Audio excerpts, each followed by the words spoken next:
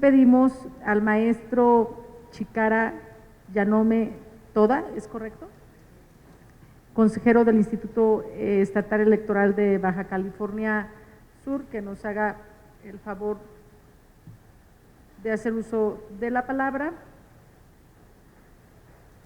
y pueda compartir la ponencia que nos tiene preparada. Muchas gracias. Muchas gracias. Pues sumarme primero a todos los agradecimientos que se han mencionado y pues entrar de lleno a la presentación que quiero hacer. Voy a tratar tres temas principalmente. Uno es el contexto desde el cual hago mi propuesta, que viene desde la sociología del derecho, más que del derecho en sí mismo. El segundo tema sería el contexto de la primera circunscripción, que se me hace importante resaltar algunos puntos. El tercero sería un bosquejo sobre las propuestas que estoy haciendo, que tienen que ver con maximizar los derechos con eficiencia, basados en un enfoque de diseño universal. Y si da tiempo, pues compartir algunas historias y anécdotas. Primero, el contexto en el cual yo estoy haciendo el análisis para mi propuesta, pues por supuesto es un contexto de la globalización, ¿no? Entiendo y identifico que los movimientos sociales de la sociedad globalizada se han enfocado principalmente en el reconocimiento de los derechos humanos, ¿no?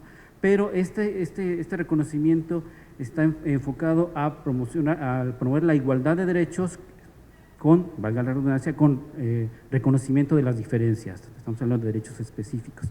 En ese sentido hemos visto cómo la lucha de los derechos de las mujeres ha hecho cada vez más estrecha esta brecha histórica entre mujeres y hombres, ¿no? Ya habíamos transitado desde el voto para las mujeres hasta el tema de la paridad en todo. Las personas con discapacidad, a través del movimiento Vida Independiente, como uno de sus signos más visibles, han impulsado mucho en materia de derechos. Por supuesto, el movimiento LGTBIQ también ha impulsado mucho. El tema de indígenas, que pues ya se va a tratar un poquito más adelante, y por supuesto el tema de los derechos de los migrantes. Todos han ganado terreno y pues es muy importante hablar de ese contexto. En ese sentido, yo parto de que cuando hablamos de diversidad, hay que hablar de que hay diferentes diversidades y cada uno tiene sus propias particularidades. Sin embargo, puede ser una trampa que por ahí nos podría hacer caer en algunos errores. Segundo, el contexto de la primera circunscripción se me hace muy interesante, aprovechando que estamos todos aquí. Los 8 estados que estamos en la primera circunscripción representamos el 43% del territorio nacional. Sin embargo, son muchos kilómetros cuadrados que cubrir, ¿no? Sin embargo, 5 de esos estados están entre los menos densamente poblados. Esto nos incluye a Baja California Sur, por supuesto. ¿Qué quiero decir con esto? Que nos cuesta más llevar el voto a cada una de las personas y a cada uno de los ciudadanos, ¿no? También contamos con la red eléctrica menos sofisticada del país. Por ejemplo, Baja California Sur no está conectado al resto de la red eléctrica del país y dependemos de una fibra óptica para las cuestiones de conectividad. Nuestra fragilidad en términos de conectividad es altísima, ¿no? Y también hay que tomar en cuenta que los estados de esta circunscripción están más arriba del promedio en cuanto a su índice de desarrollo, por lo cual nos volvemos estados de atracción para la población migrante. Y pongo un ejemplo. En Baja California Sur, más de 100,000 personas se autoadscriben como personas indígenas, y esto llama la atención porque es un estado donde no hay pueblos originarios. Forzosamente esas 100,000 personas vienen de otros estados del país. 100,000 podrían parecer poco, pero nuestro listado nominal es de 600,000, entonces es un porcentaje altísimo el que hay que considerar, y por supuesto pone fragilidad en nuestro contexto social. Hace rato preguntaban sobre qué pasa en los estados que hay menor votación. Bueno, nosotros hicimos un análisis de cuál es el municipio con menor votación, y el municipio con menor votación es donde hay mayor cantidad de población migrante. Estamos hablando que solo el 37% de la población de ese municipio, que es Los Cabos, es originaria de ese municipio. Todo el resto es originario de otro país, de otra entidad, federativa. Y eso también nos lleva a que hay menos participación para ser funcionarios de casilla, no solo en la parte de votar, sino ser funcionario de casilla. Bueno, en este contexto, pues yo quiero proponer 2 ideas fundamentales. Uno, yo voy a hablar de la maximización de derechos con eficiencia, ¿no? y con un enfoque del diseño universal. El diseño universal lo estoy retomando desde el enfoque social de la discapacidad. Y bueno, el primer propuesta tiene que ver con el voto en casa, ¿no? El voto en casa sería una respuesta para las personas con dificultad para la movilidad, ¿sí? Estamos hablando de que los adultos mayores, cada vez hay una mayor esperanza de vida en el país, vamos a estar rayando los 80 años, pero también somos el país que empieza a tener el mayor índice de obesidad y también con el tema de los padecimientos crónicos degenerativos. Vamos a tener una población cada vez más anciana, con más padecimientos y con dificultades de movilidad. El voto en casa es una idea que estoy retomando de Ecuador, y aquí hay variantes, ¿no? Eso nos permitiría que, bueno, que la gente que no puede moverse y llegar a una casilla, que es la lógica de todas las casillas que hemos hecho, pues pueda acceder al voto. Puede ser vía postal, vía una casilla móvil, vía una urna electrónica móvil o vía voto electrónico. Por supuesto, la posibilidad más económica, ¿no?, tendría que ser el voto electrónico. Entonces, cuando siempre hablamos de todas las propuestas que están haciendo de las tecnologías de la información, yo quería poner un caso concreto donde sería una respuesta muy, muy pertinente. El otro caso, la otra propuesta, tiene que ver con el voto de personas en otra entidad. Como decía, la migración hacia los estados del norte es muy alta, ¿no?, y contamos con muchas personas de otra entidad. Y un caso que les quiero platicar: un ciudadano que se registró para votar por gobernador en la elección pasada, desde otro país, básicamente viviendo en San Diego, California, el día de la elección, ya habiéndose registrado, el día de la elección, por razones de trabajo, tuvo que trasladarse a Tijuana. Y por ese simple hecho, 40, 50 metros de distancia, no pudo votar estando en territorio mexicano. Y no, era un poco trágico porque es más fácil votar en Uzbekistán que votar en el estado vecino, ¿no? Y eso es particularmente grave en nuestro contexto porque tenemos un alto índice migratorio, básicamente en todos los estados, ¿no? Mismo caso sucede en Baja California y en Quintana Roo, que hace rato mencionaban, que son dos estados donde la votación es muy baja. Si ustedes ven, identifican el origen de cada una de las personas de ahí, van a ver que son en Baja California menos del 50% y en Quintana Roo menos del 30%. Yo creo que hay un análisis sociodemográfico que hay que hacer por ahí. Esta propuesta del voto de personas en otra entidad, pues yo también creo que hay dos opciones: el voto postal o bien el voto electrónico, y esa sería un par de respuestas que podrían hacer. Entonces, las dos propuestas los dos casos que pongo aquí, los exhibo porque creo que el voto electrónico, una misma solución, podría abrir la puerta a distintos sectores de población que están, ahora sí que tradicionalmente olvidados y que por las razones de su contexto no pueden votar, ejercer el voto. Por último, compartirles una historia. Yo empecé a trabajar en temas sociales alfabetizando, y el INEA en ese entonces tenía un método que es el método de la palabra generadora, que utilizaba la pedagogía del oprimido de Paulo Freire. El método consiste en, como dice, palabra generadora, y es una palabra que va a generar dos cuestiones: una cuestión de una reflexión de la persona analfabeta y familias silábicas. La palabra era pala, para poder hacer papepipopú, la lelilolú y empezar a hacer combinaciones. Pero también es la pala como un instrumento de transformación, de sembrar el campo, etc. Sonaba como una muy buena idea.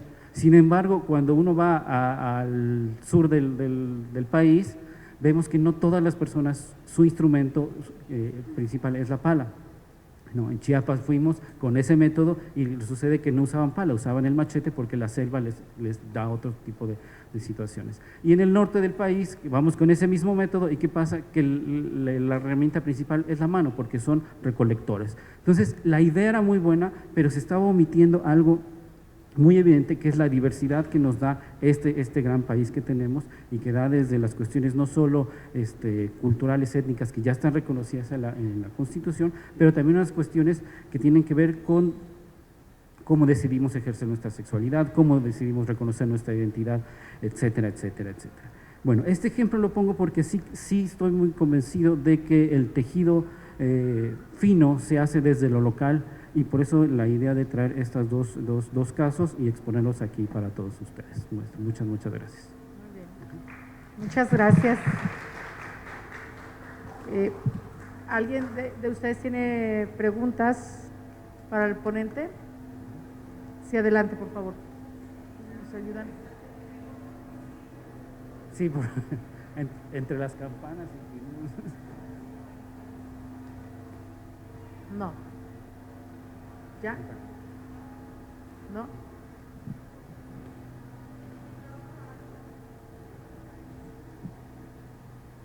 Sí, buenas tardes. Mi pregunta es sobre la idea del voto a domicilio. Sí. Decía usted que la propuesta sería a través de la urna o correo electrónico o esas… Sí. ¿Sí? Si me permite, la idea del voto en casa, tal como se hace en Ecuador, es va una urna con Ajá. todos los funcionarios de casilla en una camioneta, se sube y hace un recorrido por una sección, previo registro. Ah, ¿sí? ok.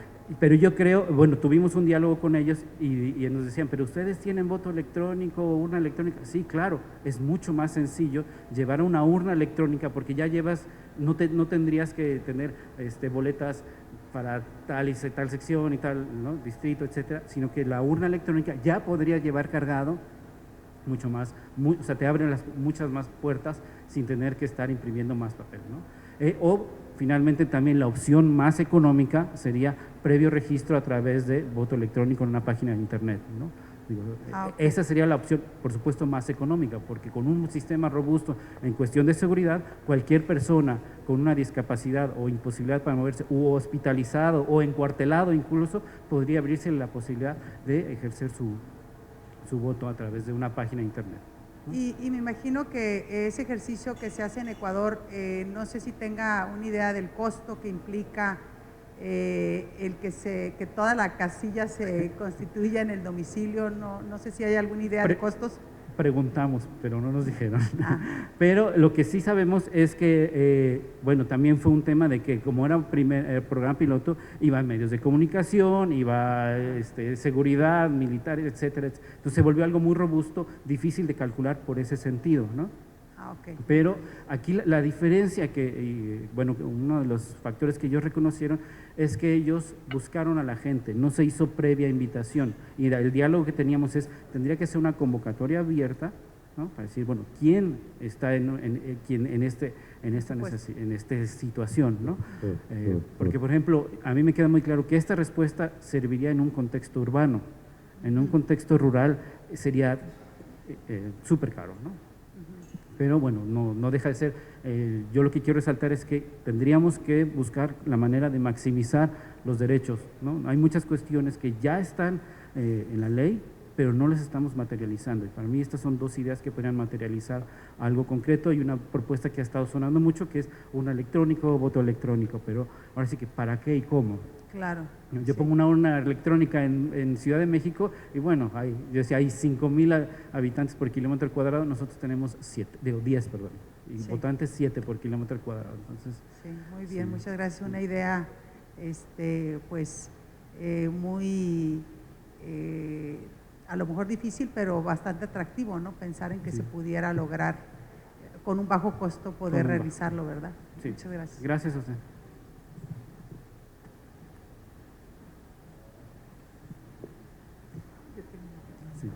Bien, la diputada, por favor. Sí, bueno, muy excelente presentación, gracias.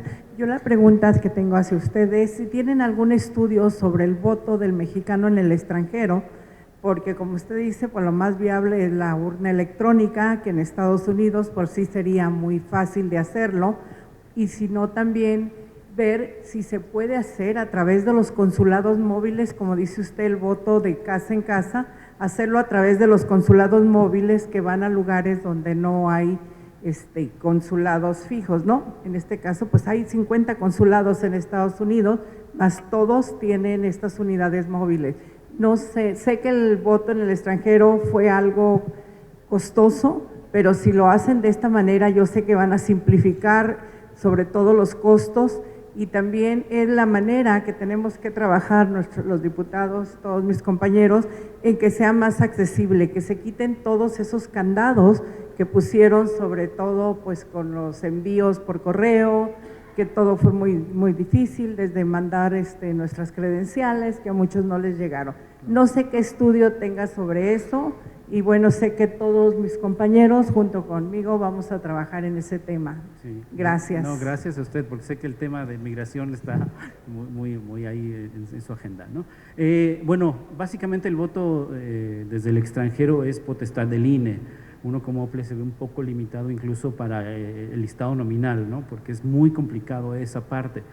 Lo que nosotros sí tenemos es básicamente de Baja California Sur, cuántos y dónde están, ¿no? Y cómo poder hacerles llegar la información. Eso es donde vienen las complejidades y cuántos recursos se le puede destinar. Por eso yo insisto mucho que esta parte del voto electrónico ya no importa tanto dónde estén. Ahí los temas es lo robusto del sistema, y por ahí estaban platicando con personas del INE el tema de cómo hacer que sea efectivamente el votante el que está frente a una pantalla o a un dispositivo móvil el que está ejerciendo su voto, ¿no? Ahí está hablando de un sistema que tiene que ver con reconocimiento de datos biométricos y todo esto.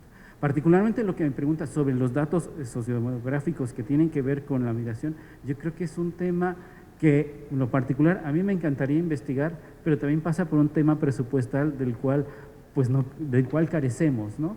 Entonces, yo quería hablar también de que el enfoque que yo traigo, y por ahí hablaban de esta idea de ciudadanizar las instituciones como los órganos electorales, es que necesitamos hacer estudios más interdisciplinarios, y también necesitaríamos invertir en esa parte, quizás de manera interinstitucional, para poder tener la información que nos permita tomar una decisión más certera sobre esta condición, no quiero decir problemática que se tiene, pero esta condición de la población que está migrando, sobre todo, insisto, en este contexto de la globalización, que la movilidad es cada vez mayor.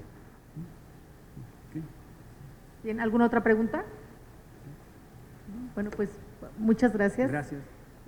Instituto Electoral y de Participación Ciudadana del Estado de Jalisco.